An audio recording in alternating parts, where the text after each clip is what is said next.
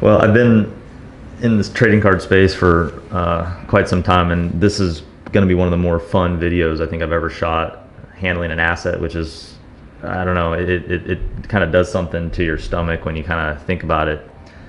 What we have here is the one and only Joe Namath original Type 1 photo used to create his 1965 Topps card.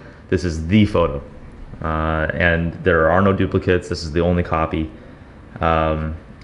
So letting that soak in, when you look at the card that was produced from that photo and how much this card has sort of transcended post-war football cards, this might be the most important football card ever made, and this is the photo that set it off.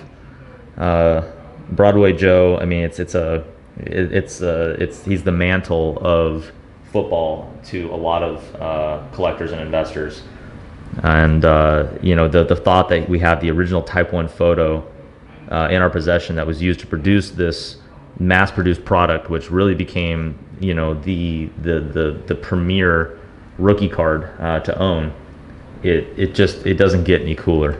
So I brought in an example just to kind of show the what we all kind of could pretty easily recognize as being the photo used, but just this is the photo used to make the 65 Topps Joe Namath rookie.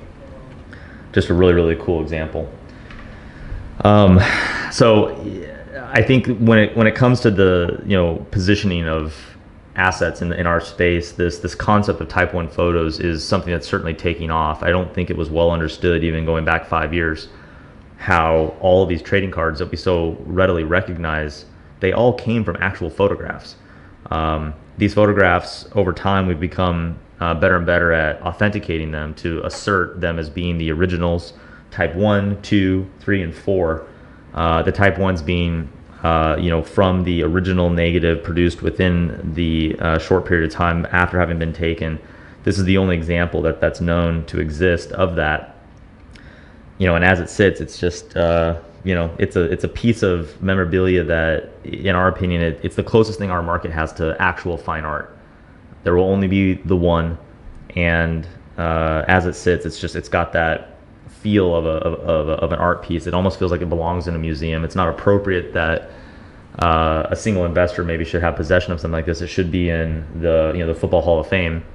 Yet here it is, and I don't know. It doesn't get a whole lot better than this. Just really cool. The stamping and whatnot on the back, gives some lineage to its usage, at the time from 1965 when it was printed. Condition wise, it's very well preserved. I mean, this is a massive photo. I mean, so oftentimes the photos that are used to create trading cards are more of the order size of the trading card itself. This is just a massive, almost like 9x7-ish size that it's I don't know. It's just it doesn't get any cooler. And then you combine it with PSA's new technology to actually holder and slab cards of this size.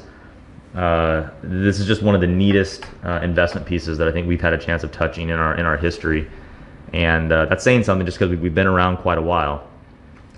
And the condition is really immaculate. I mean, from a technical perspective, we have a little bit of foxing to the gloss in this lower right-hand corner. We have a small fissure coming up from this lower edge.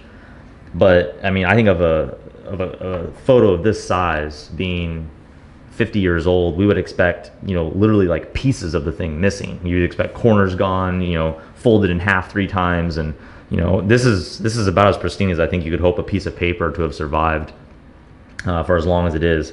It even has the look and feel of a trading card, in the fact that you have almost like a centering aspect to the borders. So you could almost say it's well framed. Even the aesthetics. Oftentimes these photos have been hand cut, and borders, tops and bottoms are missing or whatever, because they just wanted the piece that they needed for whatever it is they were using the photograph for.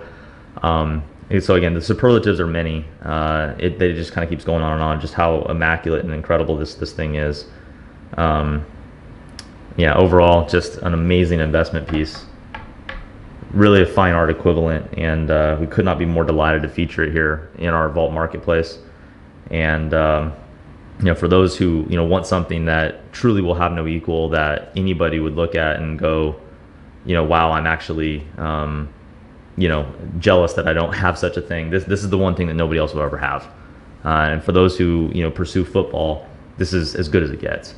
So we're absolutely delighted to be featuring it. Whatever the market value is, it seems low. I don't know how we compare the values of Andy Warhol to the brands of Joe Namath, but I think anyone who knows anything about Warhol would say that you're looking at a pennies on the dollar comparison for assets of this caliber. I think you could argue that the pervasiveness of Joe Namath may be superior to Warhol.